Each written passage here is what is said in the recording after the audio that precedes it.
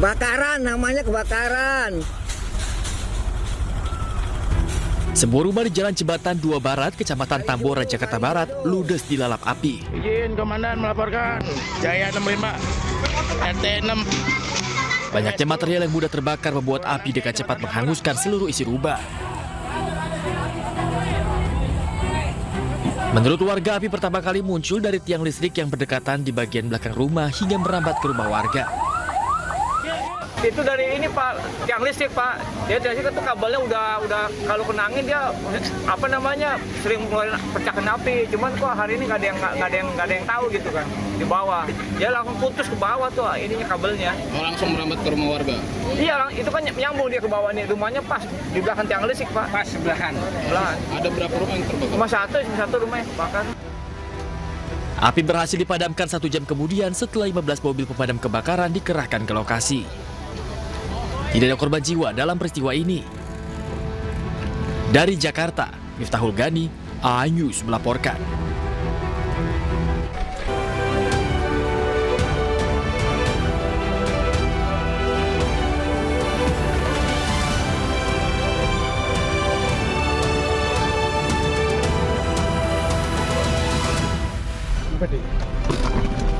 Letusan senjata api warnai penangkapan komplotan pencuri spesialis mesin traktor di Demak, Jawa Tengah.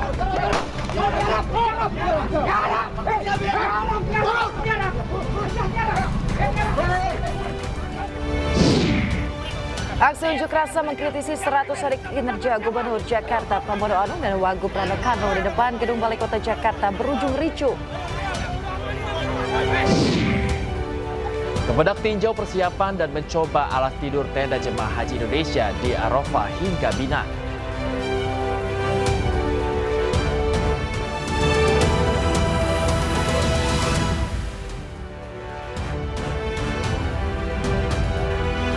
Halo, selamat pagi pemirsa. iNews Pagi kembali hadir melengkapi informasi Anda pada pagi hari ini. Ya, selain 3 berita utama tadi, sejumlah informasi menarik lainnya juga telah kami siapkan khusus untuk Anda bersama saya Bayu Pradana. Dan saya Yasmin Antonia pemirsa, inilah iNews Pagi selengkapnya.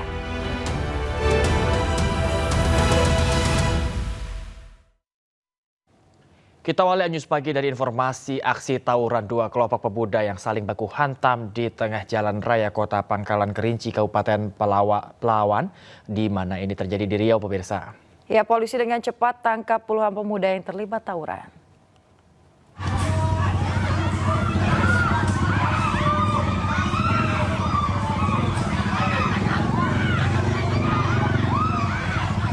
Warga Kota Pangkalan Kerinci dikejutkan dengan aksi tawuran 2 kelompok remaja yang saling baku hantam di Kota Pangkalan Kerinci, Kabupaten Pelalawan, Riau. Khawatir menjadi korban salah sasaran, pengendara yang akan melintas terpaksa memutar arah. Mengetahui kedatangan polisi, kedua kelompok remaja melarikan diri. Namun pelarian mereka hanya sia-sia. Polisi berhasil tangkap puluhan remaja pelajar SMA yang terlibat tawuran. Terlibat tawuran, orang tua pelaku tawuran dipanggil ke Polsek untuk dilakukan mediasi. Akibat tawuran, 1 remaja mengalami memar pada bagian kepala dan dahi. Jadi kami sudah mengamankan kedua kelompok tersebut, sudah kita ambil keterangan dan selanjutnya akan kita dalami untuk mencari akar permasalahannya. Namun setelah diamankan dan dilakukan mediasi, akhirnya kedua kelompok remaja itu berdamai. Dari Kabupaten Pelalawan, Riau, Diki Kurniawan, iNews melaporkan. Pemirsa, aksi unjuk rasa mengkritisi 100 hari kinerja Gubernur Jakarta Pramono Anung dan Wagub Rano Karno yang digelar di sejumlah mahasiswa di depan Gedung Balai Kota Jakarta berujung ricuh. Saya sekarang tanya, yang beli bensin sama yang bakar siapa? Siapa sih turun orangnya? Ya, silakan. Kami ambil keterangan. Kalau misalnya nggak mau gerakan, semua saya bawa nanti. Kalau nggak mau gerakan, semua saya bawa ke kantor. Emosi Wakil Kapolres Metro Jakarta Pusat AKBP Dani Yulianto tak terbendung saat meminta koordinator aksi untuk turun dari atas mobil komando saat tengah berorasi di depan Gedung Balai Kota Jakarta dan hingga berujung kericuhan. 2 mahasiswa yang diamankan petugas bahkan meronta hebat dan berusaha melawan petugas hingga aksi baku hantam nyaris terjadi. Kericuhan dipicu aksi pembakaran ban bekas dan spanduk oleh massa Himpunan Mahasiswa Persatuan Islam yang menggelar aksi mengkritisi 100 hari kinerja Gubernur Jakarta, Pramono Anung, dan Wakil Gubernur Rano Karno yang dituding belum maksimal. 4 orang mahasiswa diamankan polisi.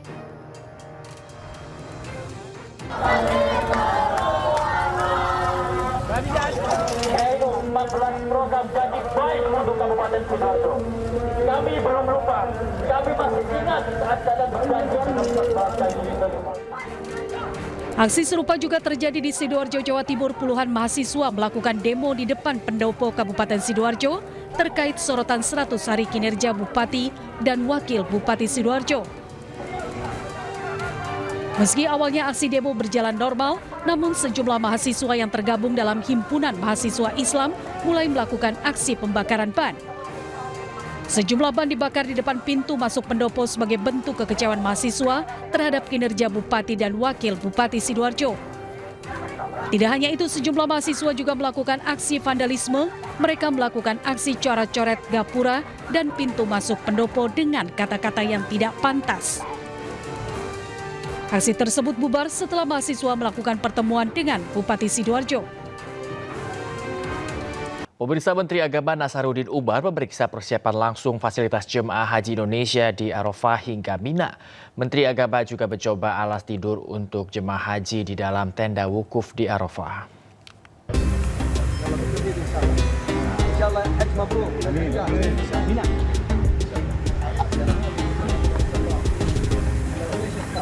Menteri Agama Nasaruddin Umar didampingi Amirul Hajj mengecek persiapan tenda wukuf di area yang dikelola Syarikah Al Bait Guest pada Senin sore waktu Arab Saudi.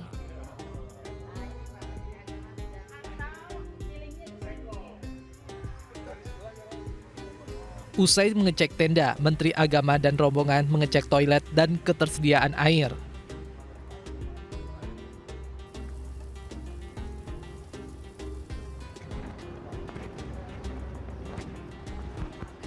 Setelah dari Arafah, Menteri Agama dan rombongan mengecek persiapan tenda makbid di Mina yang dikelola syarikat yang sama Al Bait Guest.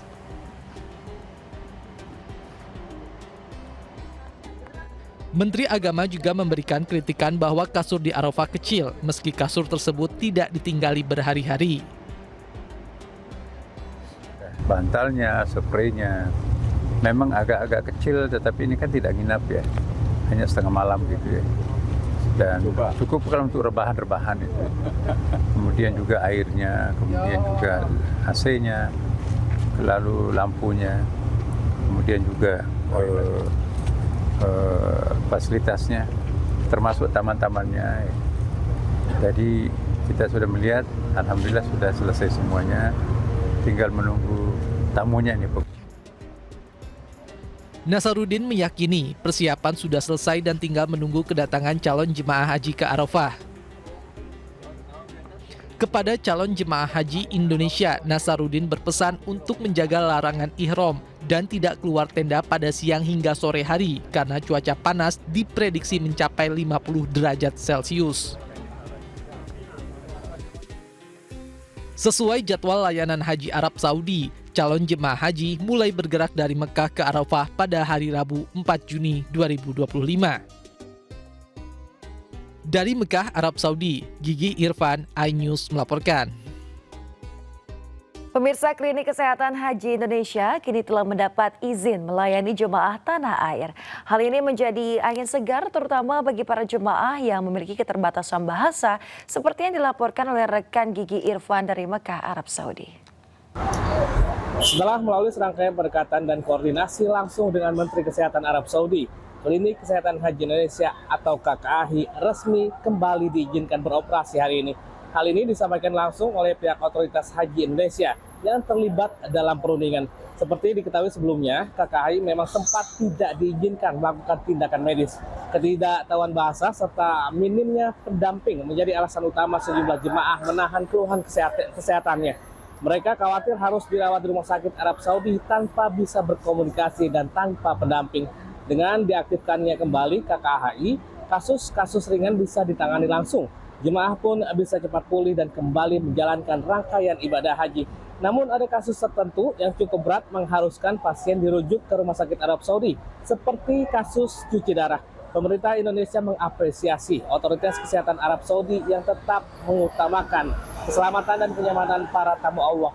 Dengan beroperasinya kembali KKAHI, diharapkan pelayanan kesehatan bagi jemaah haji Indonesia bisa berlangsung lebih optimal. Pemerintah memberikan perhatian khusus bagi jemaah lansia dan disabilitas yang dalam kondisi sakit dan tidak memungkinkan untuk wukuf secara reguler. PPIH Arab Saudi telah menyiapkan ambulans untuk safari wukuf. Jemaah akan diberangkatkan ke Arafah menggunakan ambulans dan menetap di Arafah untuk beberapa saat. Dari Mekah, Arab Saudi, Gigi Irfan melaporkan. Pemirsa, kericuhan terjadi saat ratusan warga mengantre pembagian sembako murah di kantor Cipayung, Depok, Jawa Barat. Ya Allah, ibu-ibunya udah pada ngantri, nggak dapet karena nggak ada kupon. Udah pada habis, tapi ini mau dibawa kemana ke Pak Dedi? Ya Allah, Pak Dedi aneh banget. Program pembagian sembako murah di kantor Kecamatan Cipayung, Depok, Jawa Barat justru memicu amarah warga akibat ketidakjelasan informasi dan sistem distribusi. Pak Dedi katanya udah ada kupon nih 700 buat nebus beras pakai KTP. Ternyata udah habis aja nih posisinya. Sejumlah ibu rumah tangga berteriak menuding distribusi bantuan tak merata dan tak transparan. Meski sudah mengantre, namun banyak warga justru pulang dengan tangan kosong. Mereka mengaku bingung karena tak ada kejelasan pembagian sembako harus berdasarkan kupon atau cukup menunjukkan KTP. Salah satu warga mengaku kesal karena sudah 2 kali datang namun gagal membawa pulang sembako.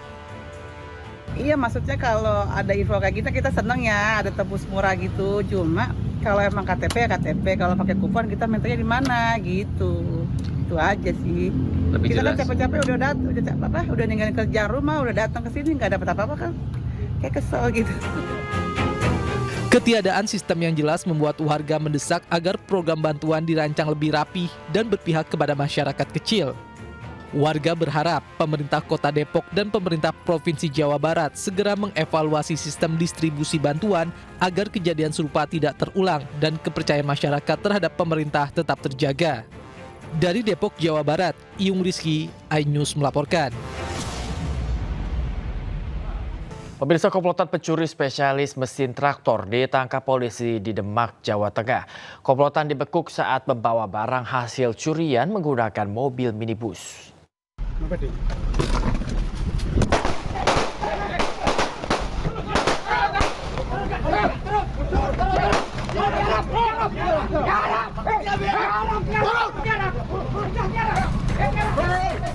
Petugas gabungan Resmo Polres Jepara bersama Jatan Ras Polda Jawa Tengah membekuk 3 anggota komplotan pencuri spesialis mesin traktor di wilayah Demak, Jawa Tengah. Petugas melepas tembakan peringatan agar pelaku tidak kabur.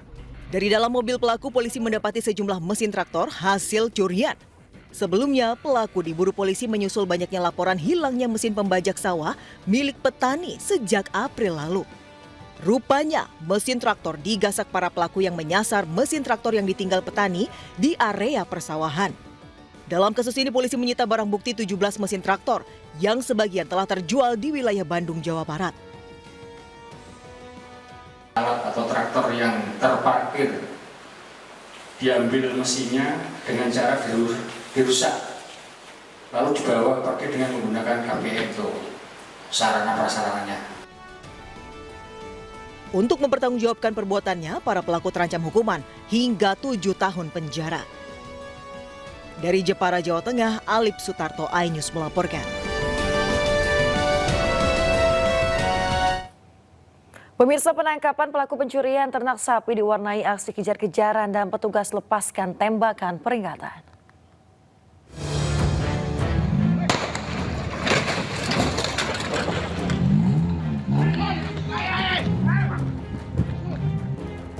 Inilah aksi kejar-kejaran saat penangkapan pelaku pencurian hewan ternak di Kecamatan Kalianda, Lampung Selatan.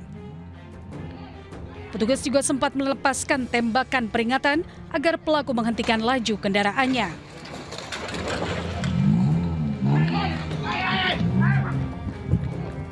Pelaku yang melarikan diri sempat menabrak mobil petugas, namun pelaku berhasil melarikan diri dengan meninggalkan kendaraan tersebut di lokasi penghadangan. Petugas menemukan seekor sapi betina yang sedang hamil yang diduga sapi tersebut merupakan hewan ternak hasil curian. Korban mengetahui kehilangan sapinya sekitar pukul 6 pagi saat memeriksa kandang sapi yang telah kosong. Saya banyak terima kasih sama Bapak Kepolisian, Kapolres Lampung Selatan yang selama ini alhamdulillah sapi saya udah ketemu kembali, Pak. Petugas menghimbau kepada warga untuk selalu waspada dan melaporkan kejadian mencurigakan di sekitar lingkungan, terutama menjelang Hari Raya Idul Adha, di mana permintaan hewan ternak cenderung meningkat. Dari Lampung Selatan, Lampung, Heri Fulistiawan, iNews melaporkan. Ribuan pekerja PT Pabrik Kertas Indonesia atau Pakerin di Mojokerto berunjuk rasa di depan Gedung Prima Bank Surabaya akibat THR dan gaji karyawan tidak dibayar.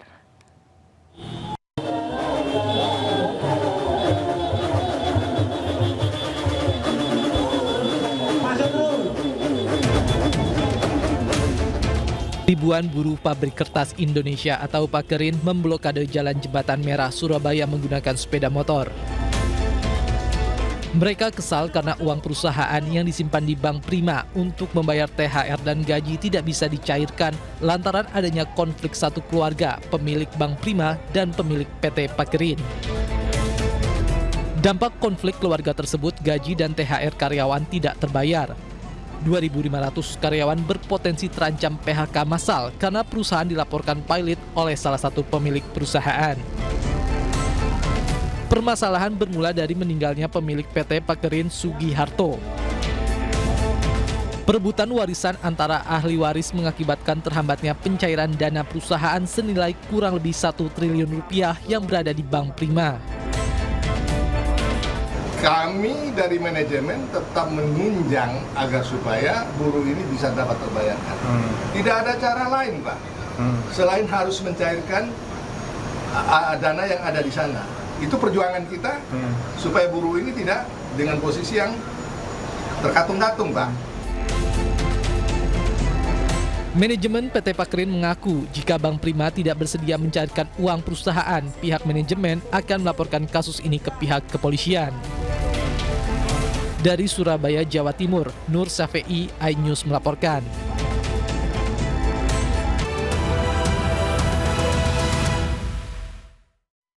Pemirsa, terima kasih Anda masih di iNews Pagi. Pemirsa, kita ke informasi berikutnya. Petugas gabungan melakukan sosialisasi pemberlakuan jam malam bagi para pelajar di Bandung, Jawa Barat. Ya, sementara di Depok, pemirsa, Satpol PP Kota Depok menggelar razia jam malam sekitar serentak di 11 kecamatan.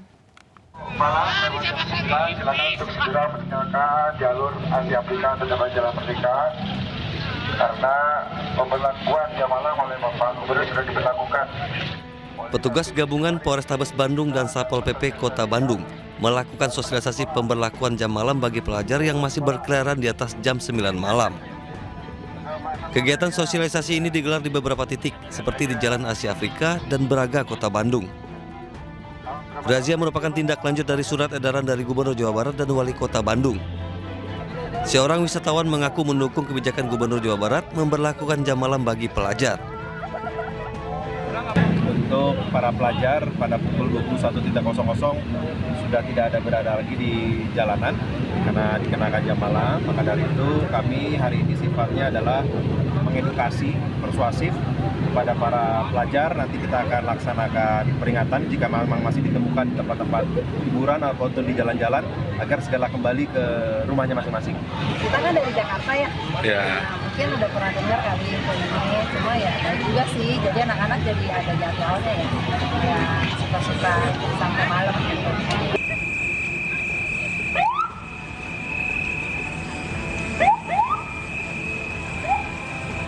Petugas Satuan Polisi Pamong Praja atau Satpol PP menggelar razia serentak di 11 kecamatan di Depok, Jawa Barat. Razia dimulai dari area Depok Open Space di Jalan Margonda Raya. Kasatpol PP Kota Depok, Dede Hidayat menyebut razia ini masih sebatas imbauan dan belum ada pengenaan sanksi. Penerapan jam malam untuk para pelajar SD, SMP, dan SMA berdasarkan surat edaran Gubernur Jawa Barat tentang pembatasan aktivitas malam bagi peserta didik. Dari Bandung dan Depok, Jawa Barat, Jupita Mailana, Iyung Rizky, iNews melaporkan. Pemirsa, Kejaksaan Agung masih membuka peluang memeriksa Nadiem Makarim terkait dugaan korupsi pengadaan laptop yang merugikan negara senilai 9 triliun rupiah. Meski demikian, pemirsa, Kejaksaan Agung masih harus menyelidiki apa keterkaitan 3 orang yang sudah diperiksa sebelumnya dengan Nadiem Makarim. Satu hal yang pasti, saya akan berjuang untuk kemerdekaan belajar. Kejaksaan Agung masih membuka peluang memeriksa Nadiem Makarim terkait dugaan korupsi pengadaan laptop yang merugikan negara senilai 9 triliun rupiah. Meski demikian, Kejaksaan Agung masih harus menyelidiki apa keterkaitan 3 orang yang sudah diperiksa sebelumnya dengan Nadiem Makarim, meski sebelumnya sudah ada 28 orang yang dipanggil dan diperiksa sebagai saksi atas kasus ini. Itu yang kita sampaikan tadi, bahwa dalam kapasitas sebagai staf khusus, konsultan, tenaga ahli, tenaga ahli teknis. Nah, itulah yang akan digali perannya, perbuatan dari ketiga ini seperti apa. Apakah ada kaitannya dengan orang lain atau tidak? Lalu, apakah itu merupakan bagian dari tugasnya staf khusus? Nah, kan akan digali juga di situ. Nah, kalau itu bagian dari tugasnya sampai seperti apa? Nah, lalu siapa yang perintahkan? Apa yang menjadi hasil dari tugasnya? Apakah itu dijadikan sebagai dasar untuk proses lanjutan terhadap proses pengadaan Chromebook itu? Nah, semua pertanyaan-pertanyaan itu akan digali untuk menentukan apakah ada kaitan yang 3 ini dengan orang lain atau pihak lain. Ya, saya kira nanti perkembangan penyidikan ini akan menjawabnya. Sebelumnya, penyidik Kejaksaan bekerja sama dengan petugas keamanan menggeledah salah satu unit apartemen di kawasan Jakarta Barat dan Jakarta Selatan pada tanggal 21 Mei 2025. Dalam penggeledahan, penyidik menyita sejumlah barang bukti berupa dokumen dan elektronik. Diduga, kerugian negara akibat proyek pengadaan laptop Chromebook itu mencapai 9,9 triliun rupiah. Tim Liputan iNews melaporkan. Pemirsa, Kepala Komunikasi Kepresidenan Hasan Nasbi menegaskan semua kabar soal reshuffle masih spekulasi. Reshuffle sepenuhnya hak prerogatif Presiden dan hanya Presiden yang tahu waktu serta keputusannya. Sedangkan isu perombakan Kabinet Merah Putih yang beredar di publik itu hanyalah bagian dari dinamika demokrasi. Lagi-lagi saya mau menyampaikan kepada teman-teman, semua informasi yang beredar di luar tentu sifatnya masih spekulasi, ya kan? Walaupun reshuffle itu bisa saja dilakukan oleh Presiden kapanpun Presiden mau, tapi sepanjang tidak diumumkan oleh Presiden, ya, tidak disampaikan langsung oleh Presiden, karena yang berhak menyampaikan ini kan hanya Presiden. Orang yang di luar kan nebak-nebak aja, melakukan spekulasi aja, atau aspirasi. Tolong ganti si ini, tolong ganti sini, itu bisa juga berupa aspirasi. Tapi Presiden tentu punya penilaian yang menyeluruh, yang objektif. Apa kelebihan, apa kekurangan, masih dibutuhkan atau tidak, ini masih bisa dipertahankan atau tidak. Presiden tentu punya penilaian yang lebih menyeluruh dan hanya Presiden yang tahu. Karena ini hak prerogatif.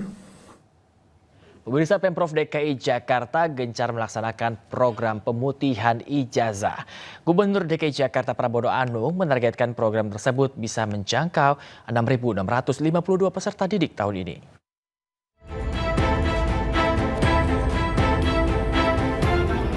Gubernur DKI Jakarta Pramono Anung menyerahkan bantuan pemutihan ijazah tahap 3 tahun 2025 kepada 827 siswa di SMK Miftahul Falah Cipulir, Kebayoran Lama, Jakarta Selatan. Bantuan mencakup 44 siswa lulusan SD, 160 siswa lulusan SMP, 138 siswa lulusan SMA, 456 siswa SMK, serta 29 siswa dari Pusat Kegiatan Belajar Masyarakat. Total realisasi kebijakan ini hingga tahap ketiga mencapai 1.315 siswa dengan nilai bantuan sebesar 4,3 miliar rupiah. Insya Allah hampir semuanya bisa saya penuhi, terutama yang menyangkut kartu Jakarta Pintar. sudah terbagikan 707.622, kartu Jakarta Mahasiswa Unggul 16.979, dan pada hari ini pemutihan ijazah sudah bisa diputihkan 1.315 ijazah. Dengan adanya bantuan dari Basnas, Pemda, dengan ijazah gratis ini aku senang banget sih. Karena membantu masyarakat banget yang mungkin kesusahan buat punya ijazah. Yang tadi ya ijazahnya ada tapi ketahan, banyaknya tunggakan ya kan. Karena adanya program dari Pak Pram, aku bersyukur banget sih. Pendaftaran program pemutihan ijazah bisa dilakukan di kantor suku dinas pendidikan masing-masing wali kota setempat. Dari Jakarta, Rizky Ihwal, Rizky Solehuddin, iNews melaporkan. Pemirsa, penyidik Polda Metro Jaya akan melakukan gelar perkara kasus dugaan ijazah palsu Presiden ke-7 RI Joko Widodo.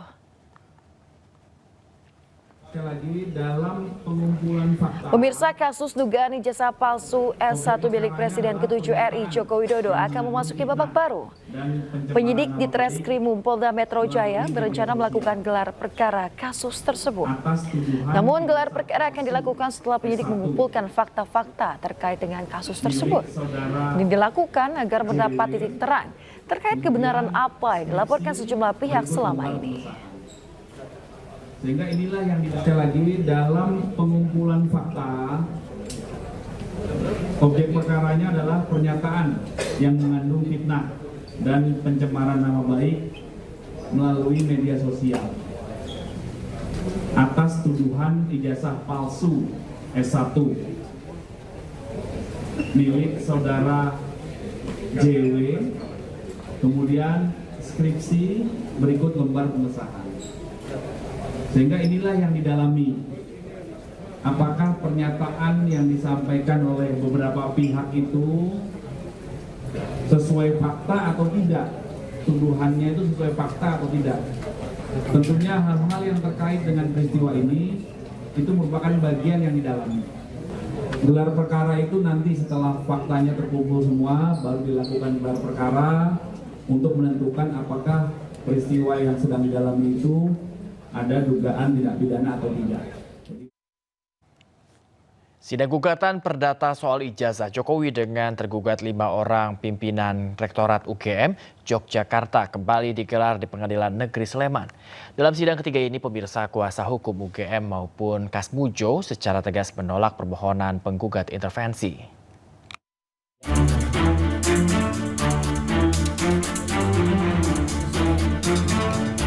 Sidang ketiga gugatan perdata terkait ijazah Jokowi kembali digelar Pengadilan Negeri Sleman. Sidang dipimpin Ketua Majelis Hakim Cahyono dengan agenda tanggapan atas pengajuan permohonan penggugat intervensi. Pada sidang kali ini, Komardin yang merupakan penggugat awal menyatakan menerima permohonan penggugat intervensi karena memiliki kepentingan sama terkait gugatan perdata ijazah Jokowi. Tanggapan saya karena memang objeknya sama, jadi istilahnya dia membantu gugatan saya, baik dalam pengumpulan bukti nantinya dan ya yang kita butuhkan lah, ya seperti itu. Nah, jadi kita berkolaborasi dan sebagainya. Iya. Sementara Arianto, kuasa hukum 7 orang tergugat dari UGM, menolak permohonan penggugat intervensi karena tidak memiliki kualifikasi formil dan material yang secara hukum acara belum terpenuhi.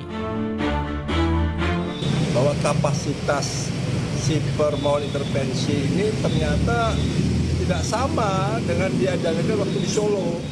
Ya kan, kalau di Solo itu adalah menggugat ijazah palsu, sedangkan yang sekarang ini membuka data ijazah itu. Karena korelasi itu berbeda, maka tidak bisa dipersamakan bahwa ini punya kepentingan ataupun pihak yang sama. 1. Menerima tanggapan tergugat 8 untuk seluruhnya. 2. Menyatakan permohonan intervensi oleh pemohon intervensi tidak dapat diterima. Hal senada juga disampaikan kuasa hukum tergugat Kasmujo, yakni Zahru Arkom, yang menolak permohonan penggugat intervensi. Sidang hari ini ditutup dan rencananya sidang akan digelar pada Selasa 10 Juni 2025 mendatang dengan agenda pembacaan putusan sela. Dari Sleman, Yogyakarta, Heru Trijoko, iNews melaporkan. Pemirsa, Pitra Romadoni, praktisi hukum, menyebut penelitian Roy Suryo terkait potongan ijazah Jokowi tidak sesuai atau tidak identik. Berikut potongan dialognya bersama Aiman Wicaksono di dalam program Rakyat Bersuara. Apa yang mereka teliti itu tidak identik, karena tidak sama. Arti identik berdasarkan KBBI sama dengan ijazah dengan ini dicocokkan. Penelitian ini saya lihat bukan penelitian, tapi cocok logi berdasarkan pengamatan disesuaikan. Yang dimaksud dengan penelitian itu baik dari segi makroepiden dan mikroepiden ya, diuji nih tintanya. Ada yang asli, nah, pertanyaan saya begini, scientific crime investigation, hasil laboratorium forensik yang saudara lakukan itu nggak sama gitu. Ini nggak bisa dibandingkan karena memang tidak identik. Nggak bisa, karena begini Bung Aiman. Meskipun tadi kalau huruf tadi, Anda mau jawab apa tuh Bung Pitra? Nggak bisa, masalah tulisan-tulisannya tanya ke UGM-nya dong, mereka yang mencetak, mereka yang nulis. Gitu loh. Nah artinya kalau memang ingin kita meneliti sesuatu itu, telitilah aslinya, bukan yang didapat dari media sosial. Bagaimana kita menuduh sesuatu itu palsu, padahal aslinya saja kita nggak pegang, nggak masuk akal tuduhan daripada Bung Roy Suryo gitu loh. Dikit aja, Bang Aiman. Iya. Saya menghormati Bang Pitra ini selaku. Abang menuduh palsu, sedangkan abang aja nggak pernah lihat aslinya. Gini. Gimana ceritanya? Saya menghormati abang tuduh palsu. Anda selaku lawyer. Bukan. Abang tuduh palsu. Iya. Contohnya nih, abang tuduh palsu sepatu saya ini, tapi abang nggak pernah pegang sepatu saya seperti apa. Ini jelas ini ditampilkan oleh Mabes Polri. Pertanyaan saya simpel saja, abang sudah dapat nggak aslinya sehingga abang bisa menyimpulkan itu palsu. Mabes Polri sudah menunjukkan itu cukup. Tidak perlu mata ahli, nggak perlu. Pemirsa, pasukan Israel mengosongkan paksa rumah sakit Indonesia di Bet Lahia, Gaza Utara. Akibatnya operasional rumah sakit pun lumpuh.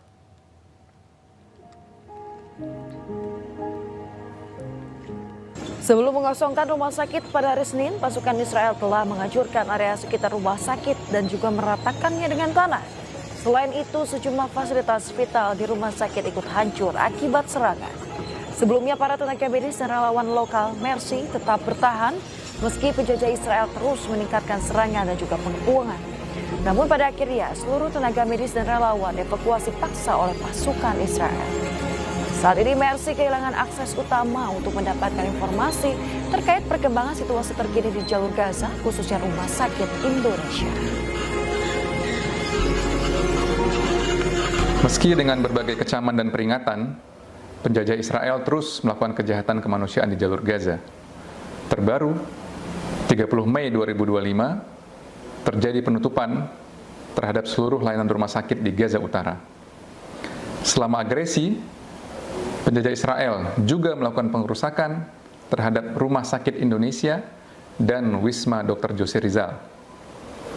Pengerusakan ini akan melukai bangsa dan rakyat Indonesia yang sudah bersusah payah membangun dan mengoperasikan Rumah Sakit Indonesia untuk menolong warga Palestina.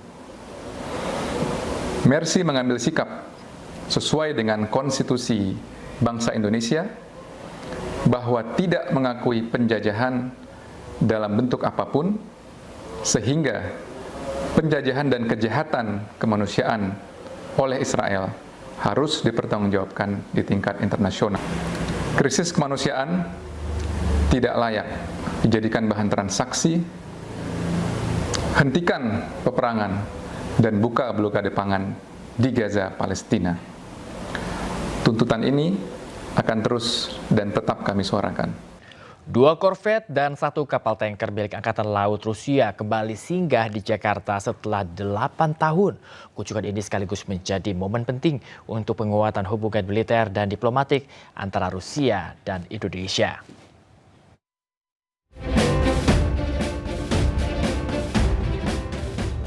Korvet Reski dan Aldar Zidenzapov serta kapal tanker Pecenga menjadi bagian dari detasemen armada Pasifik Rusia yang singgah di ibu kota. Kunjungan ini merupakan bagian dari tur diplomatik maritim mereka ke sejumlah negara Asia Tenggara, termasuk Thailand, Kamboja, Malaysia, dan Indonesia. Duta Besar Rusia Sergei Tolchenov menyatakan bahwa kehadiran kapal ini bukanlah untuk unjuk kekuatan, melainkan simbol persahabatan dan kerjasama yang sudah terbina lama antara kedua negara. Here in Jakarta, it was last time 8 years ago in 2017, and we are very to have our ships back here in Jakarta. But this is, I believe, between navies of two countries, we've got very, very good relations. Kunjungan ini juga sekaligus membuka peluang untuk kerjasama pertahanan, termasuk penawaran teknologi militer canggih kepada Indonesia sesuai kebutuhan nasional, meski hubungan Indonesia-Rusia tidak terbatas pada bidang militer saja. Sektor ekonomi, perdagangan, pendidikan, dan pariwisata juga menjadi fokus pengembangan hubungan bilateral ke depan. Bahkan Rusia merencanakan untuk mengirim sekitar 300 mahasiswa Indonesia untuk melanjutkan studi di universitas mereka tahun ini. Dari Jakarta, Yen Cahyani, Koirudin, A-News melaporkan. Pemirsa, berbagai sistem canggih dikerahkan pemerintah Kerajaan Arab Saudi untuk menjaga keselamatan haji dari seluruh dunia. Salah satunya layanan 911 yang menjadi pusat kendali operasi keamanan nasional terpadu.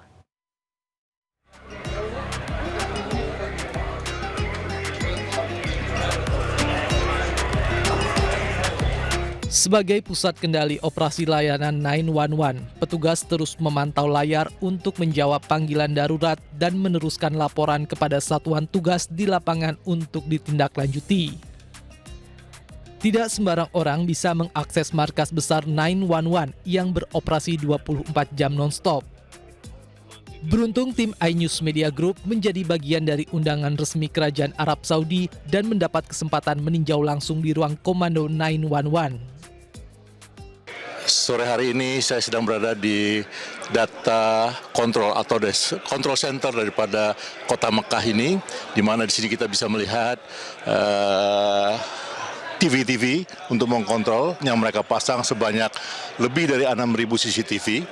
Itu untuk mengkontrol lalu lintas, kemudian highway, dan juga keadaan di kota Mekah sendiri, serta jalan-jalan menuju ke arah Masjidil Haram. Sebanyak 80 layar monitor memenuhi ruang kendali utama markas besar 911 di Mekah, Arab Saudi. Layanan 911 terkoneksi dengan seluruh unit keamanan dan kedaruratan, mulai dari polisi, pemadam kebakaran, patroli tol, hingga tim medis dan petugas lalu lintas.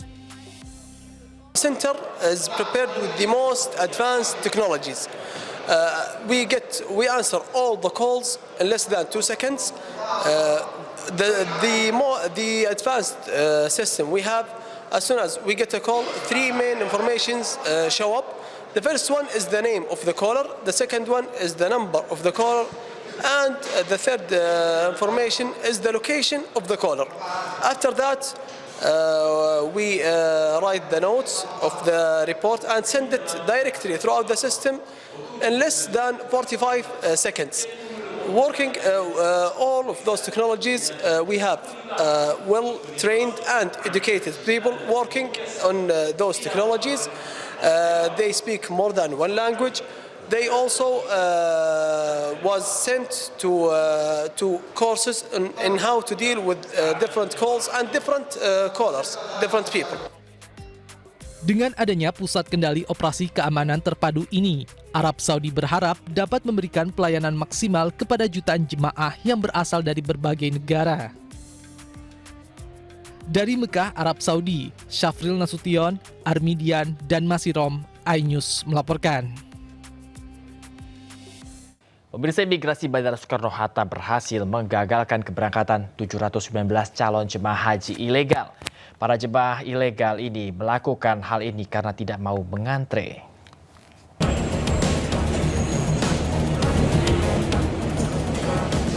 Sebanyak 719 calon jemaah haji ilegal berhasil digagalkan petugas imigrasi kelas 1 khusus TPI Bandara Soekarno-Hatta. Mereka nekat pergi ke Tanah Suci tanpa menggunakan visa haji dan menggunakan visa kerja temporary dengan modus pergi ke negara bebas visa seperti Kuala Lumpur, Singapura, atau Thailand. Setelah itu mereka membeli tiket pesawat tujuan Arab Saudi. Para jemaah ilegal ini berkamuflase layaknya seorang yang akan beribadah haji. Namun ada juga yang berkamuflase seperti penumpang biasa yang akan pergi berwisata. Mereka nekat pergi ke Tanah Suci karena tidak mau antri sesuai aturan haji reguler yang ditetapkan pemerintah. Mereka rata-rata sudah menggunakan pakaian layaknya mereka akan berangkat untuk beribadah haji. Akan tetapi ketika kami lakukan interview atau pengecekan secara lebih mendalam, ternyata mereka calon penumpang tersebut tidak menggunakan visa haji. Jadi terhadap penumpang-penumpang yang memegang visa non-haji akan tetapi bertujuan untuk melaksanakan ibadah haji di musim haji ini, terpaksa kami harus tunda dulu keberangkatannya. Kebanyakan para jemaah haji ilegal yang gagal berangkat dari Kalimantan, Lampung, Bengkulu, Palembang, Makassar, Medan, dan Jakarta. Pemerintah Arab Saudi batal mengeluarkan visa furoda untuk Indonesia.